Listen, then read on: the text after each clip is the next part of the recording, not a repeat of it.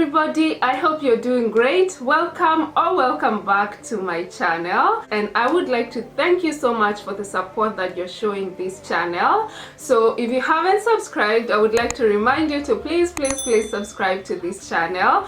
Also, your comments, your likes and shares are very welcome, because that would mean a lot to me, because they help this channel to grow. So please remember to do that if you haven't done that, and thank you in advance. Welcome to this week's video about a topic that a lot of people have been asking. I often get questions like, what should I buy before coming to the UK? Am I allowed to bring food, or what food is allowed for me to bring from my country to the UK?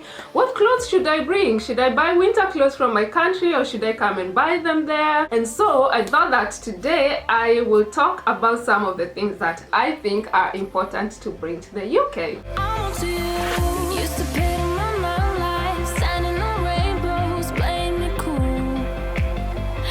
I see a lot of people bringing different things when they move to the UK, and I think that some of them are really not necessary, because you have a set weight of your luggage that you're allowed to bring by the airline you'll be coming with, and you don't want to overpack or bring unnecessary things that you can actually find here when you get here, and maybe they'll be even in better quality. I will be talking about just a few things that I brought, or I think that you should bring, because they might be expensive here, or you might not even find them here, or they are actually important from the first day you get here. Number one, money. Money is important, guys. I remember when I was coming here, my agency told me to bring about, I think, 350 pounds, and that was supposed to take care of, you know, day-to-day things. For example, buying toiletries or hygiene products for myself, coffee, you know, food here and there, because I see people saying that, oh, my employer is paying for my flight, my employer is paying for my first month's accommodation, so I don't need to bring any money. But I think it's always important to have a backup. Pocket money. Even in high school, when we went to boarding school, we always had pocket money just in case of emergencies.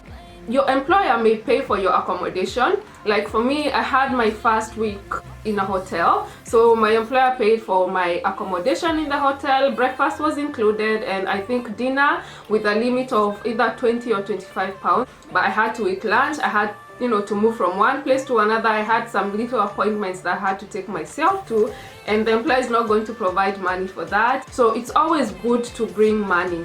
So if you're able to bring that or even more, it's really important, because you're in a foreign country and you never know what will happen. For things like when you get an apartment, you will need to provide deposit and, you know, the first month's rent.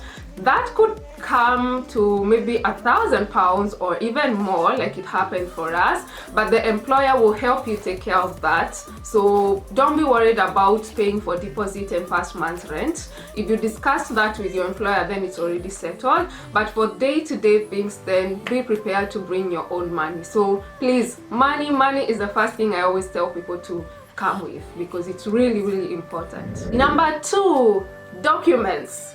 If you're coming as a registered nurse, you have gone through the NMC process, you submitted your certificates online, so please remember to bring the original documents of whatever you sent, because when you go to do your OSCE exam, you will have a documents check on that day, and that's when they want to see all the original documents that you provided, so they can verify that they're actually true and not faked. So remember to bring all those documents with you. And a little tip, guys, so when you're moving from your country to the UK and you have your important documents, please do not put them in the checked-in luggage, okay?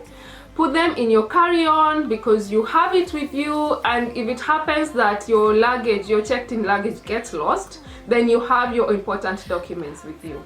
Okay, and I'm not talking about the passport which will be checked. I'm talking about school certificates, police clearance, all these documents that you submitted to the NMC, or the documents that are important to you and you're moving over here with them. So put them in your hand luggage, and they will be safe with you.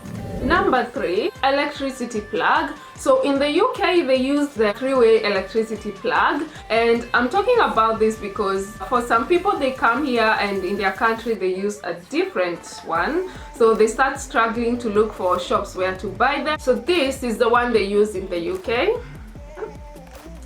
So if you do not use this one, be sure to purchase one online or in your country. I'm sure it's gonna save you time. It might be cheaper in other countries than whatever it costs here. It's just a few pounds, but it would save you guys time, so be prepared for that. Another important thing that people always ask, clothes. People always ask, what clothes do I bring? And for me, it depends on what season you're coming. I came around March, and it was still a bit cold in the UK, considering I was coming straight from Kenya, and I had left all my winter clothes in Sweden because I knew when I went to Kenya it was going to be hot, but I didn't really think that when I came to the UK it would still be cold. So I bought one jacket in Kenya which wasn't really fit for winter here. It was fit for cold weather in Kenya. And anyway, my point is, what I tell people, don't buy a lot of winter clothes in your country, especially if you come from hot countries like I do, because the cold season down there is not the same as the cold season here. So if you're able to bring something warm like one jacket and some sweaters to wear for the first few days before you actually go to a shop to buy a proper winter attire, then yeah, I think that's how it should be, because we tend to think that how cold it is back home is the same as here, and then you come all prepared and you bought loads and loads and loads of winter stuff thinking they will help you, but they turn out to be kind of useless. It's a waste of packing space and it's a waste of money. So what I always tell people is bring 1 or 2 cold season clothes if you're coming around winter time, and then when you get here there are so many cheap places to buy clothes.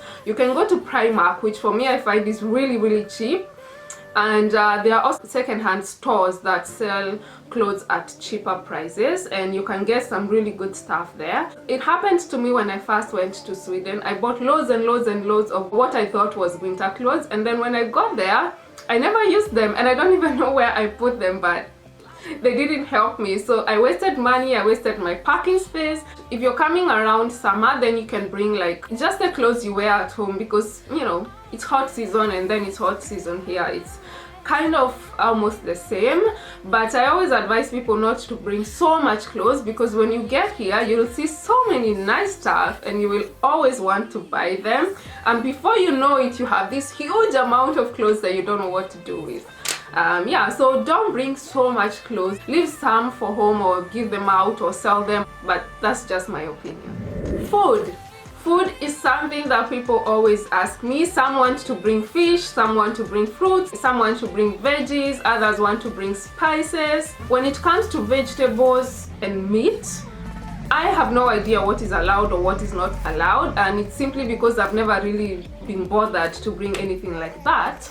But I see some people who brought like kale from their countries. If you want to bring meat, please check if it's allowed to bring meat in the UK. I'm sure there's some website you can check and see if it's allowed, or if you're watching this video and you have an idea or if it's allowed to bring or not, please comment below so whoever is intending to bring that can benefit from that. My mom forces me to bring some spices from Kenya whenever I travel, and those I know they are allowed, as long as you're not bringing like a huge amount that would be seen like you're coming to sell. I think that's okay, because we bring things like tea masala or pilau masala from Kenya or roiko. It's always good to bring things like this from home because they are not heavy, they won't take much packing space. So I would advise on bringing things like this in the beginning before you settle down and start buying them online. Or if you know somebody who's traveling from Kenya to the UK, then you can always ask them to bring things like this. But if you don't want to bring them, you can always find some shops here that sell those things, especially in London. There are several shops that I know sell them, and you can also buy them online. Another thing that people ask is uniforms. What kind of uniforms do I buy? What kind of work shoes do I buy? I think that most or all of the employers do provide you with uniforms, but I think for most employers they tell you to provide your own shoes, and people always wonder what kind of shoes to bring. And I think it's safe to buy one pair so you have something for your first week or first month, and then when you get there and you see what people are wearing, you can always go to other shops to buy. Shoes are really not expensive. They cost a few pounds, maybe from £10 to around £40 depending on where you're buying.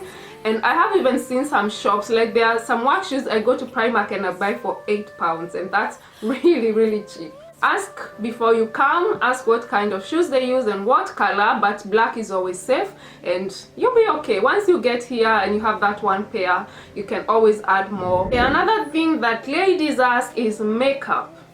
What makeup do I buy? What brands are available? Is makeup expensive there? No, it's not. Okay, so the thing with makeup, I think if you have like a specific product you like to use for your skin or your face, then I recommend you bring that. But if you're like me, like you don't choose, you can use anything that is out there. There are so many makeup brands available, and makeup is really not expensive in this country, and you have a variety to choose from. And it doesn't matter what color you are, it doesn't matter what shade of dark skin you are, you can always find something for you. You can always bring something to use for the first month before you get used to the place, before you get your first paycheck, and before, you know, for people who are coming here, some are trying to save so they can bring their families over. So if you buy something from home which is cheaper and you know you're used to using it, I think it's always good to bring something for the first few months before you start going out and buying other things. But don't worry, there's lots of good products, and that goes for perfumes as well. I get a lot of girls asking me where I do my hair, where I get my extensions from. Is hair expensive here? So yes, the answer is yes, it's expensive to do hair in this country.